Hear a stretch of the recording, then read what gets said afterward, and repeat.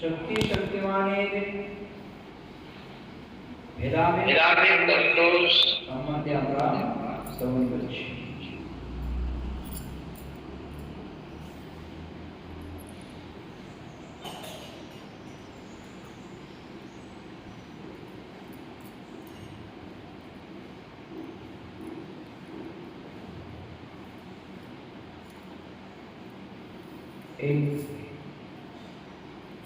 এই পয়ারে যোগীরাজ গোস্বামী পাদ শক্তি ও শক্তিমানের সম্বন্ধে কথাই বলেছেন।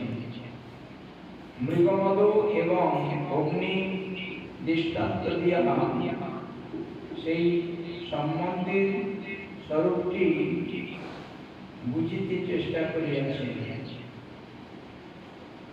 বুঝাইতে চেষ্টা করিয়াছে। মৃগমদের সম্বন্ধ হইল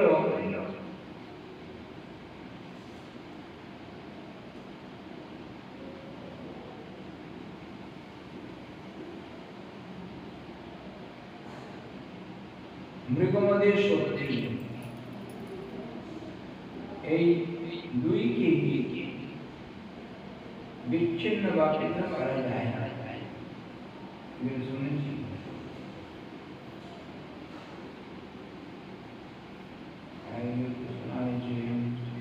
अनंत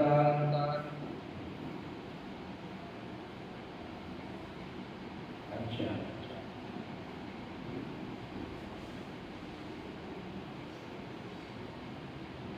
सीजी बोले स्वरूप হইতে अभिन्न रूपे चिंता करा যায় না বলিয়া শক্তির ভেদ প্রতীতি হয়, আবার বিভিন্ন রূপেও চিন্তা করা যায় না বলিয়া অভেদ প্রতীতি হয়। এই পর্যন্ত শ্রবণ করেছিলাম। ফলত শক্তি ও শক্তিমানের মধ্যে ভেদ ও অভেদ উভয়ই স্বীকার করতে হয় এবং এই ভেদে ভেদাভেদ অচিন্ত। तस्मात् स्वरूपादि भिन्नत्वेन चिन्तयितु पश्यपत्वात् भेदो भिन्नत्वेन चिन्तयितु मशपत्वादो भेदश्च प्रतीयत इति शक्तिमान शक्ति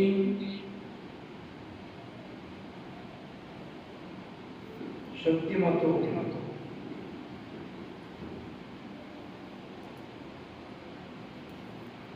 भेदाभेद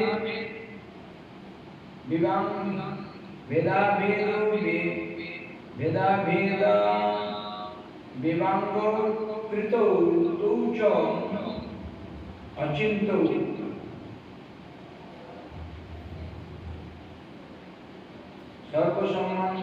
सर्वसम्मा दिनी टीकाय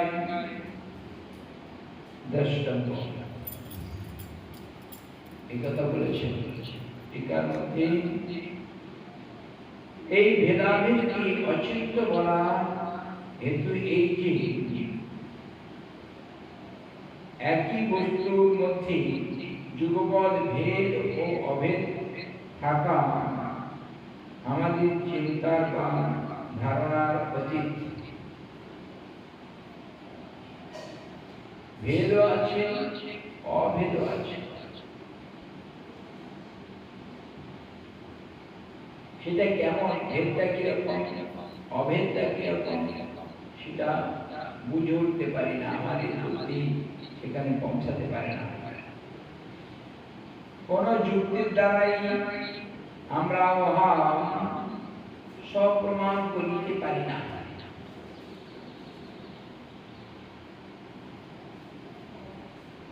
যেখানে শক্তি ও শক্তিমান সেখানে এই অবস্থা। মৃগমদ ও অগ্নি এই দুটি প্রাকৃত বস্তু দৃষ্টান্ত পূর্বেই দেওয়া হইয়াছে। সমস্ত প্রপঞ্চগত বস্তুতেই যে সত্য শক্তিমানের মধ্যে এইরূপ ভেদাভেদ সম্বন্ধ বিদ্যমান এবং সেই ভেদাভেদ যে অচিন্ত যুক্তিতর্ক তর্কের অগোচর। শুধু দুটি উদাহরণ দুটি নয়, সমস্ত বস্তুর মধ্যে ভেদ এবং অভেদত্ব আছে। তাহা বিষ্ণু পুরাণ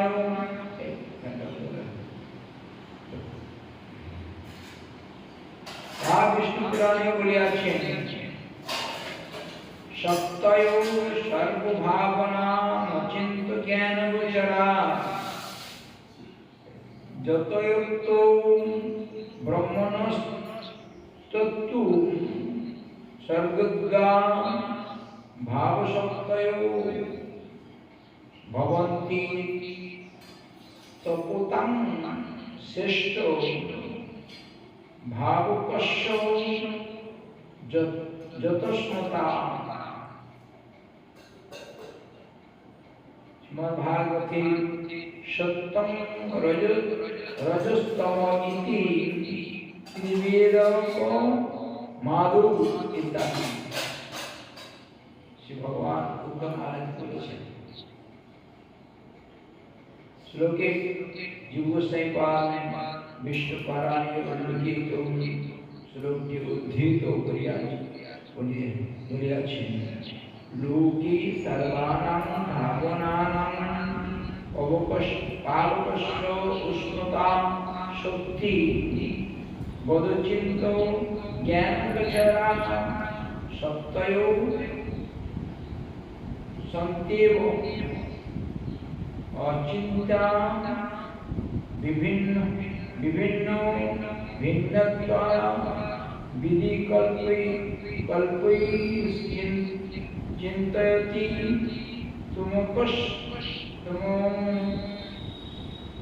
সক্কা কেবল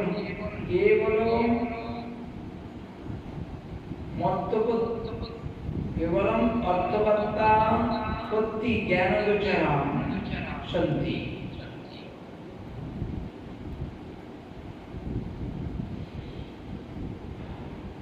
অগ্নির উষ্ণতা জ্ঞান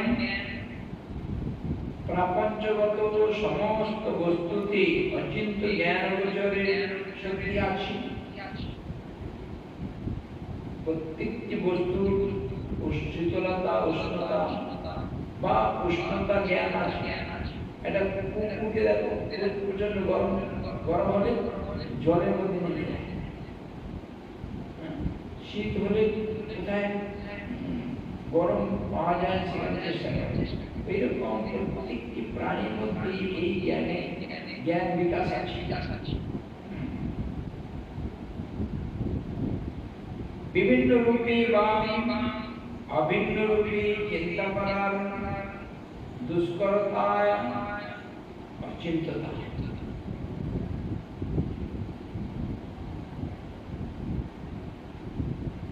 ইহা কেবল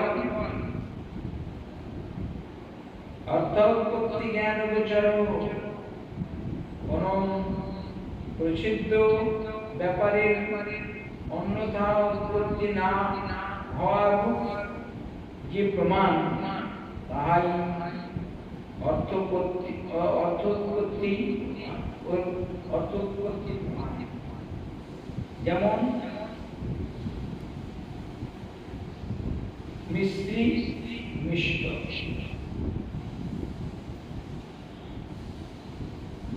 কিন্তু কেন মিষ্ট তা কোন তর্ক যুক্তির দ্বারা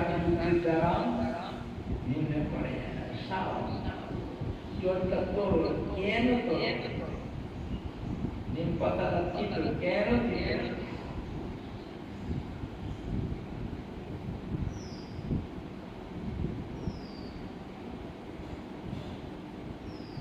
ইহাই মিশ্রি মিষ্টত্ব সম্বন্ধী অচিন্তত্ব।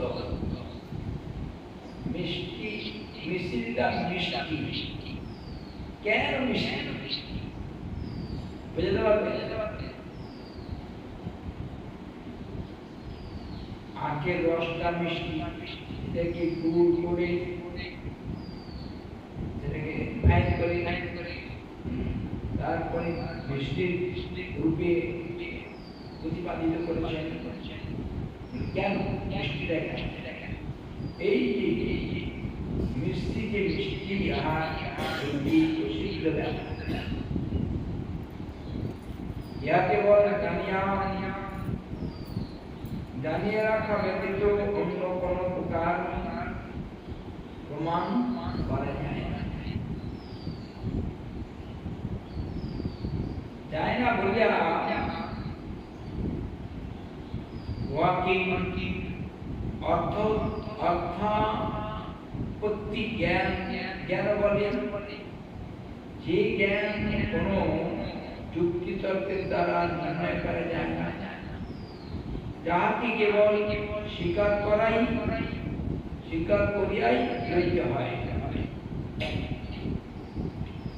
মিষ্টির নিষ্ঠত্ব ন্যায় অতি প্রসিদ্ধ বলিয়া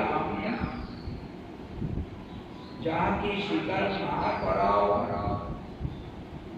না করিয়াও পারা যায় না, তাহাই অচিন্ত জ্ঞান বা অর্থোৎপত্তি জ্ঞান। সুন্দর। মিষ্টি নিষ্ঠত্ব,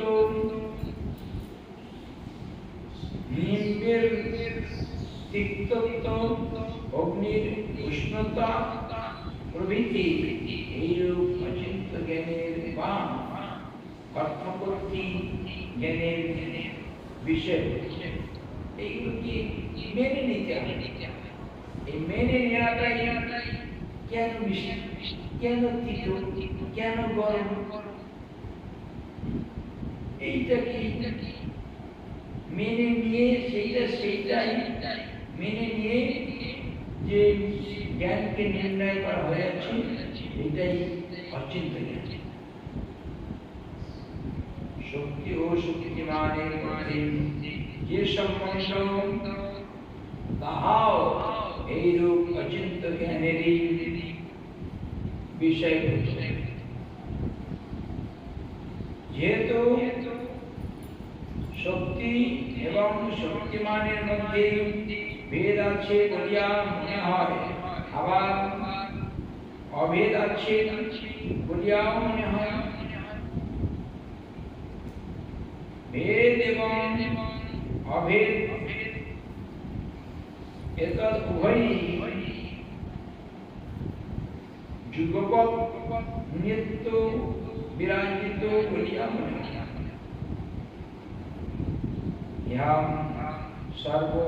সর্বজন বিদিত অতি প্রসিদ্ধ ব্যাপার, অথচ কোন যুক্তির দ্বারা কেবল ভেদ নির্ণয় করা যায় না, কেবল অভেদ নির্ণয় করা যায় না। নির্ণয় করার চেষ্টা করিতে গেলে অনেক দোষ আসিয়া পড়ে, তাহা পূর্বে আমরা শুনেছি, দেখানো হইয়াছে। ভেদ এবং অভেদ বা কিরূপে যুগপৎ বর্তমান থাকে, তাহা নির্ণয় করা যায় না, অথচ ইহা প্রসিদ্ধ ব্যাপার। ভেদ ও অভেদের যুগপত্য স্বীকার করিলে কোন দোষের অবকাশ থাকে না। তাই শক্তি ও শক্তিমানের এই ভেদাভেদকে একটা অচিন্ত জ্ঞান গোচরণ ব্যাপার করিয়াই স্বীকার করিয়া লইতে হয়।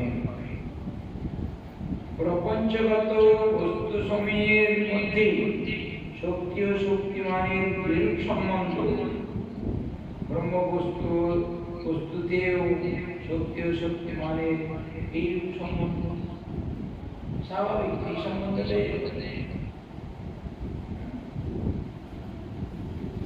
সুন্দর করে মিশ্রির উদাহরণটা দিলেন। সোজা বসে আমাদিকে সমস্যা কি হলে কি এখানে কি এটা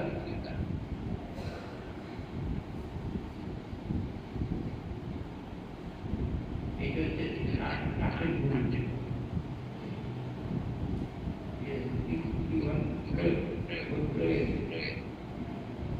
আমরা সাথে পড়বে না এখন পড়া নেই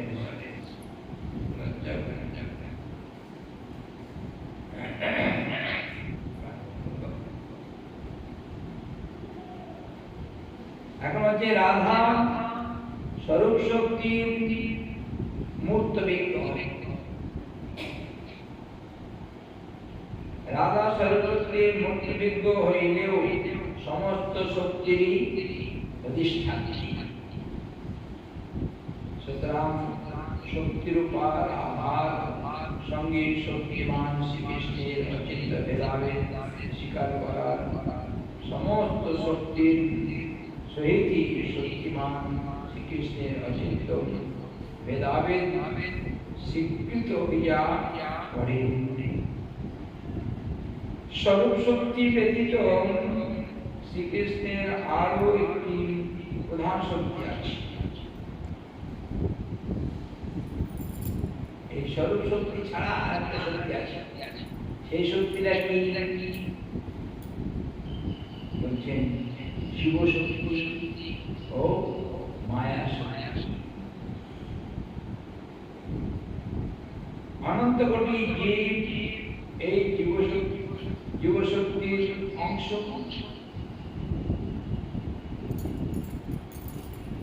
জীব আবার কৃষ্ণের চিৎকণ অংশ।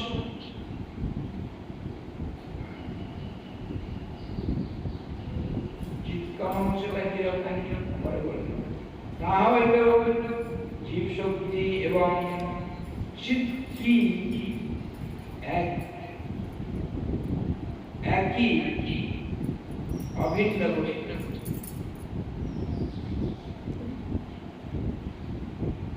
চিত্ত ভগবান চিৎ জীব চিৎ অভিন্ন বস্তু। এবার এখানে লাগাচ্ছে রাধা কৃষ্ণের সঙ্গে লাগিয়েছেন,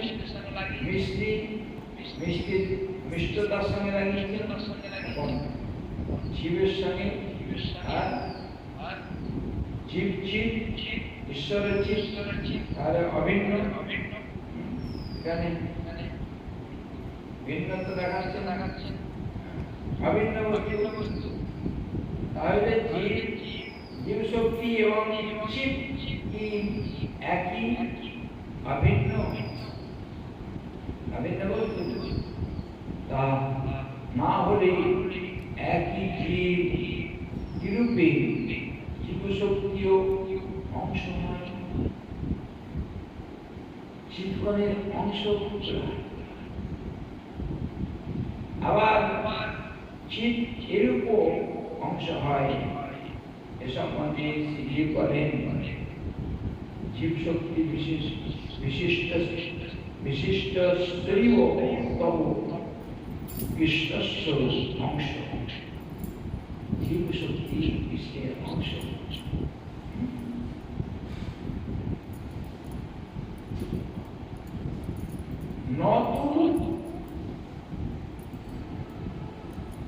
শুদ্ধ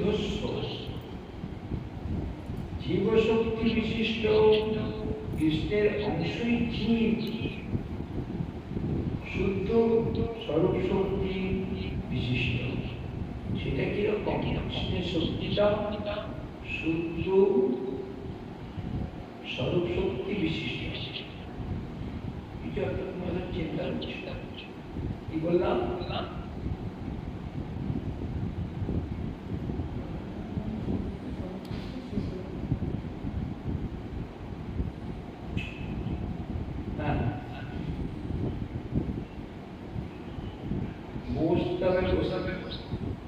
এখানে বসে কি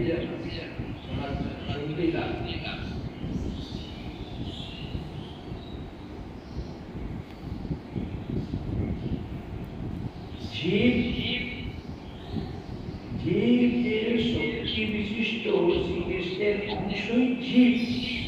এটা কেমন? বললেন শুদ্ধ শ্রীকৃষ্ণের অংশ, স্বরূপ শক্তি বিশিষ্ট শ্রীকৃষ্ণের অংশ নয়, পরমাত্মা সংজ্ঞায়িত করলেন। এখন শ্রীকৃষ্ণের অংশ জীব নয় কি? তাহলে এখানে এরা বলেছেন অংশ নত শুদ্ধস্ব জীবশক্তি বিশিষ্ট কৃষ্ণের অংশই জীব। সেটা কিরকম?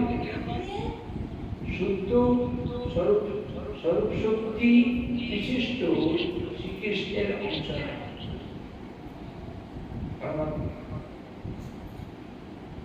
শিব শক্তিটা কৃষ্ণের অংশ।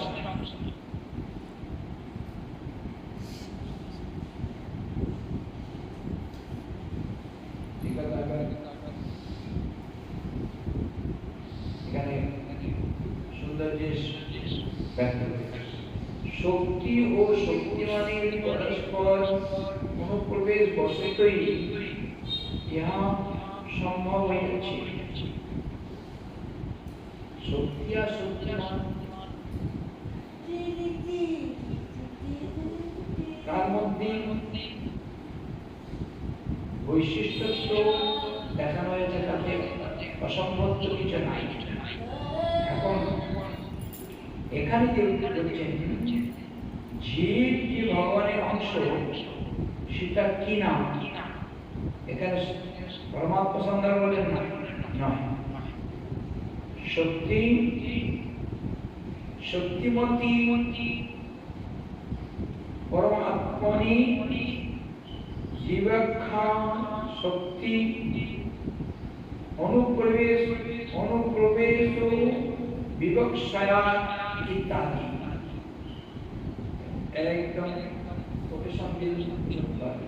পরমাত্মা সন্দর্ভে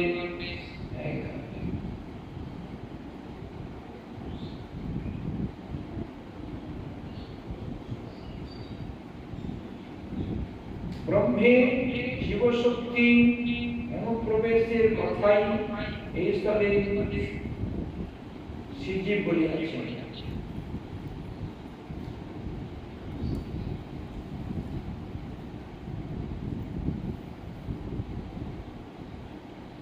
ব্রহ্মে জীবশক্তির অনুপ্রবেশের কথাই এই স্থলে শ্রীজীব বলিয়াছেন। অন্য এক স্থলেও তিনি এই অনুপ্রবেশের কথা বলিয়াছেন।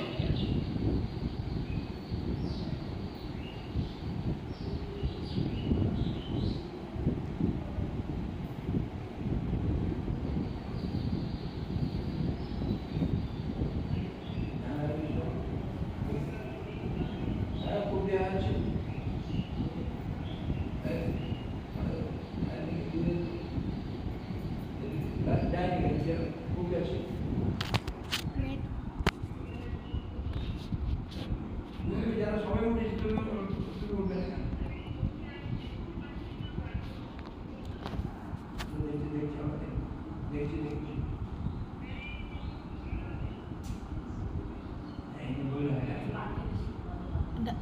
পানি দিচ্ছি তোমাকে, যাইনি বললাম সবাই উঠেছিল, যাইনি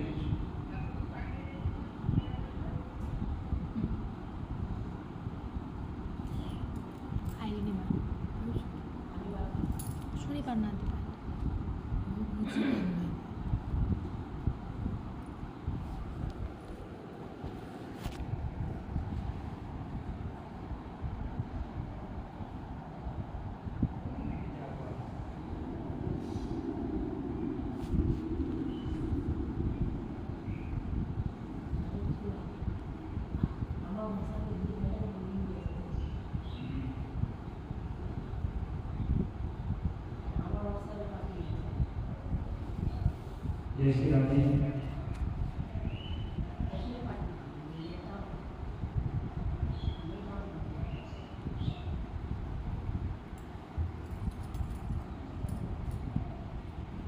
जीवात्मा जी ব্রহ্মের শক্তি তা তিনি প্রমাণ করিয়াছেন।